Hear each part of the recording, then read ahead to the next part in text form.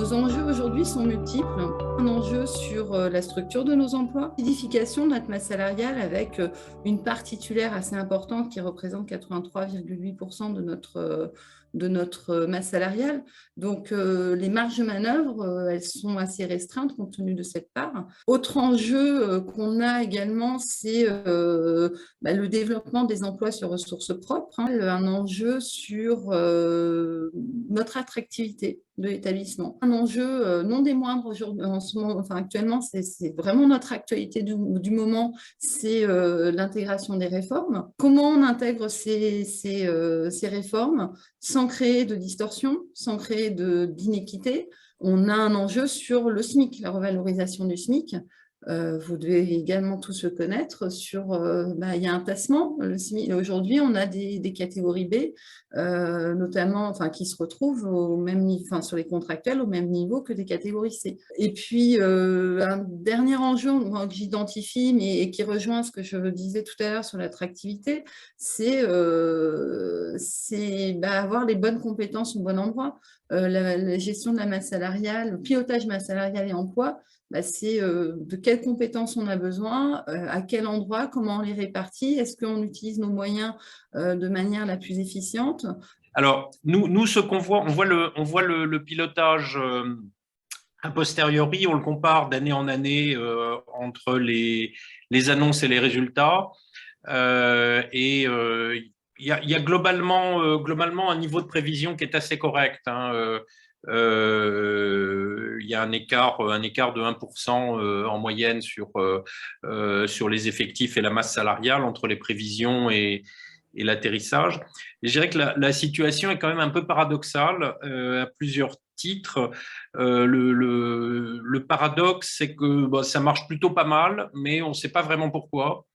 Parce que il y a beaucoup d'outils qui sont utilisés, alors depuis le COP, le DPE-GCP, également l'usage des CET qui peut être extrêmement important, extrêmement volumineux dans les organismes. Troisièmement, on a des plafonds et des cadrages qui sont globalement plafonds d'emploi ou cadrage RMPP qui sont globalement respectés.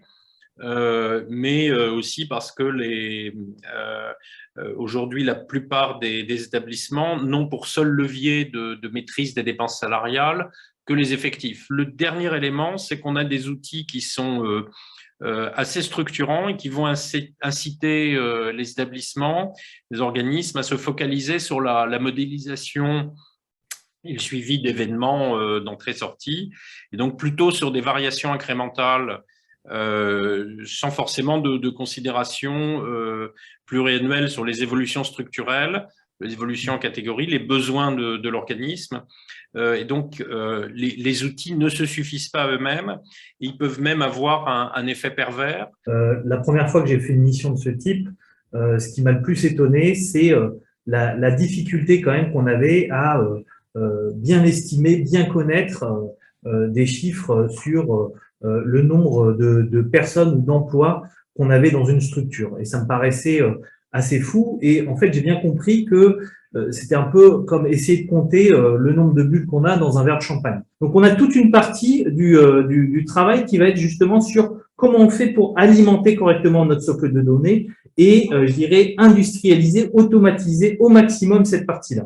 Donc, je pense que les points clés, c'est vraiment cette étape-là, avoir un modèle simple, commencer à construire un socle de données par rapport à ça, gagner du temps à industrialiser ce socle de données pour pouvoir travailler sur toute la partie visuelle et analyse qui me permettront de donner des analyses plus précises et à plus long terme. Cette triangulation entre activité, salaire, effectif, elle est extrêmement compliquée à organiser. Et les établissements, s'ils font bouger une des variables, ça va faire bouger les trois. Et la réconciliation, elle implique effectivement qu'on ait des outils qui permettent de faire le lien entre ces différents éléments et des outils de pilotage fin de cette contradiction, de cette triangulation.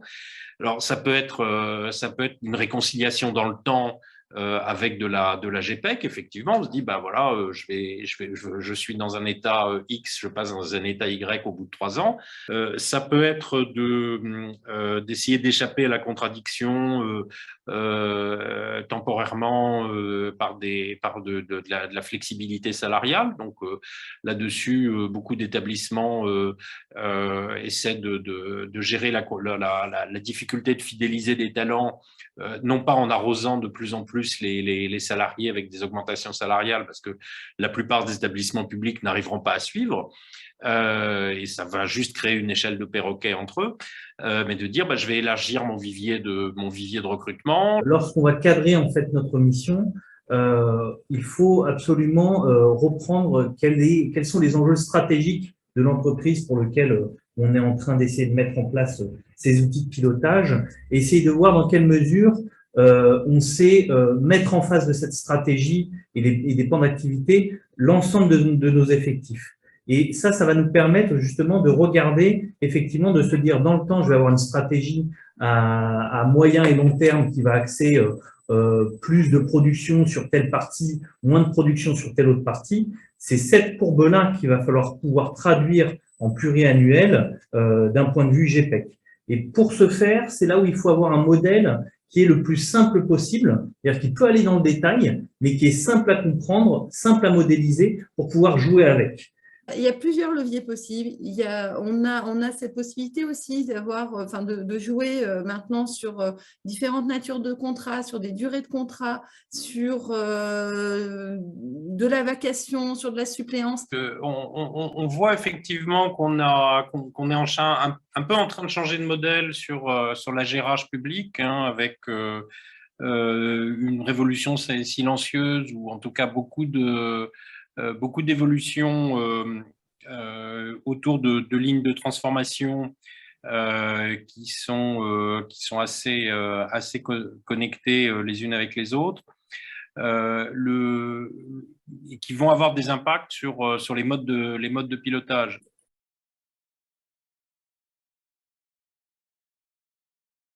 On a travaillé sur un plan égalité femmes-hommes. Je pense que beaucoup l'ont fait, ou sont dans des structures qui l'ont fait. Et là, effectivement, on a cet enjeu sociétal avec différents indicateurs qu'on a pu mettre en place, de travailler sur la résorption des inégalités femmes-hommes, donc que ce soit en matière de rémunération, parce que quand on analyse les écarts de rémunération, on s'aperçoit que y a des différences, et pourtant on est dans un contexte public avec des échelles de rémunération et des grilles indiciaires, donc on pourrait se dire c'est étonnant d'avoir des écarts quand même de rémunération, et pourtant il y en a. Donc essayer de les analyser, d'en analyser les causes et d'agir dessus.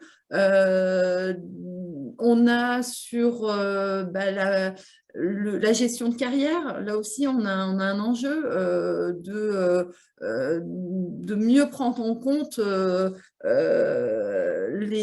ces différences. Alors on a comment dire, alors au moment des avancements, c'est prendre en compte les taux hommes-femmes et les taux de promouvables, et donc essayer de maintenir des équilibres. Donc c'est des choses sur lesquelles on est vigilant et sur lesquelles on veille.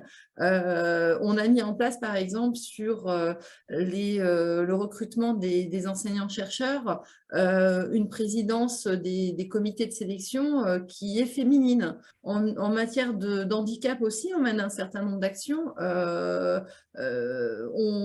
Alors, il y a les recrutements BOE, alors avec des obligations réglementaires qu'on respecte, et on va même au-delà de nos obligations réglementaires. Donc, il y a une politique d'établissement d'aller vers cela. Sur l'accompagnement des services et des agents, là aussi, on est assez proactif.